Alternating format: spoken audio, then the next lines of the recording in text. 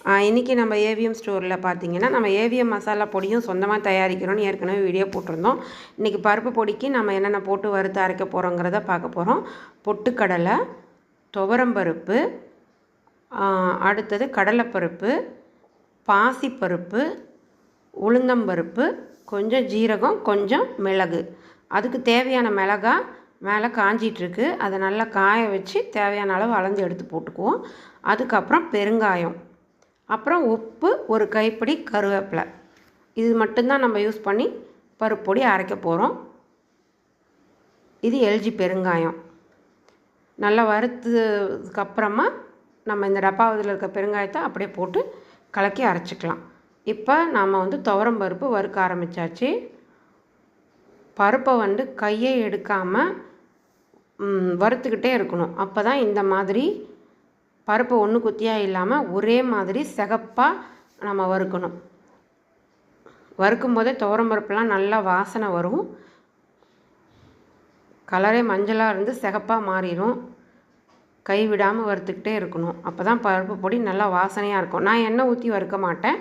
சில பேர் எண்ணெய் ஊற்றியும் வறுப்பாங்க. அது அவங்கவுங்க விருப்பம்தான். நான் எந்த ஒன்றையும் ஊற்றாமல் வெறுமனே அப்படியே தான் வறுப்பேன். அடுத்தது கடலைப்பருப்பு வறுக்கணும். இதையும் அதே மாதிரி கையை எடுக்காமல் நல்லா செவந்து வர வரைக்கும் அடுப்பை கொஞ்சம் லோ ஃப்ளேமில் வச்சு டைம் எடுத்து கொஞ்சம் வறுக்கணும். பாருங்கள், இதுவும் பாருங்கள் கலர் எப்படி மாறிடுச்சின்னு. இந்த அளவுக்கு வறுக்கணும். அதுக்கு அடுத்தது பாசிப்பருப்பு.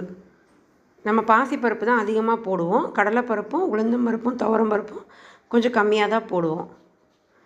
அடுத்தது பாசிப்பருப்பு. இதையும் கையே விடாமல் நல்லா செவக்க ஒன்று போல் வறுத்துக்கணும். பாருங்கள், இந்த மாதிரி வறுத்துக்கணும். முன்ன எப்படி மஞ்சக்காராக இருந்துச்சு, இப்போ எப்படி டோட்டலாக சேஞ்ச் ஆகிடுச்சு பாருங்கள். இந்த மாதிரி செவக்க வறுக்கணும். கையே எடுக்கக்கூடாது. கை விட்டிங்கன்னா அடியில் இருக்க பருப்பு தீஞ்சு போயிடும். இது செவந்துருச்சு, எடுத்து கொட்டிக்கலாம். இது ஏற்கனவே துவரம்பருப்பும் கடலைப்பருப்பும் இதில் வறுத்து கொட்டியாச்சு. இப்போ அடுத்தது பாசிப்பருப்பு வறுத்து கொட்ட போகிறோம். அதுக்கு அடுத்தது பொட்டுக்கடலையை லேசாக சூடு பண்ணால் போதும். மற்ற பருப்பு ஐட்டம் வறுக்கிற அளவுக்கு நம்ம பொட்டுக்கடலையை வறுக்கணும்னு அவசியம் இல்லை. பொட்டுக்கடலையை சும்மா லேசாக ஒரு 5 நிமிஷம் கிண்டி விட்டுட்டு எடுத்தால் போதும். இப்போ அதுக்கு அடுத்தது உளுந்தம்பருப்பு வறுக்கிறோம். உளுந்தம்பருப்பும் அதே மாதிரி செவக்க வறுக்கணும். கொட்டும்போது வெள்ளையாக இருக்கும், வறுத்தோடனே பாருங்கள் சிகப்பாக இருக்கும்.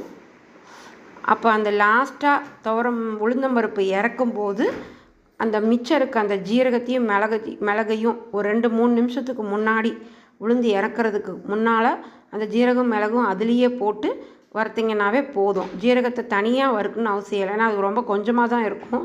தனியாக வறுத்தா இவ்வளோ பெரிய வடைச்சட்டியில் தனியாக வறுக்கிறது ரொம்ப கஷ்டம். அதனால் உளுந்தம்பருப்பு இறக்க போகிற சமயத்தில் அந்த ஜீரகத்தையும் மிளகையும் அது கூடவே போட்டு ஒரு 5 நிமிஷம் கிண்டினீங்கன்னா அதுவுமே நல்லா பொரிஞ்சுக்கும்.